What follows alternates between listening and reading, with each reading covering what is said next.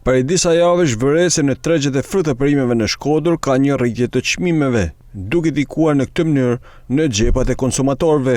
Ato që ndjen më të prekur nga kjo situatë janë pensionistët, të mushuarit thonë se çmimet vijnë të rriten, ndërsa të vetme shpresë për të përballuar këtë situatë e kanë tek fëmijët. Komunal, po të lutem pensioniste jam. Apo ue. 150.000 lekë pension, i lashet janë vetëm jetoj. Zisha me të thënë ma. Janë rritë shumë, s'preken me dorë, po duhet me jetu. Si mu du për burës, si më gjene si është janë edhe çmimet. S'pa mërë më dhe se këta do në fitu më shumë. Sa i morin të shumisa fitojnë diqa dhe. Për sa dojnë janë rritë, bëllë, sa dojnë vetë. Me i shqitë, edhe na me i pension të vogël, që me marrë më parë? Për faset bërë.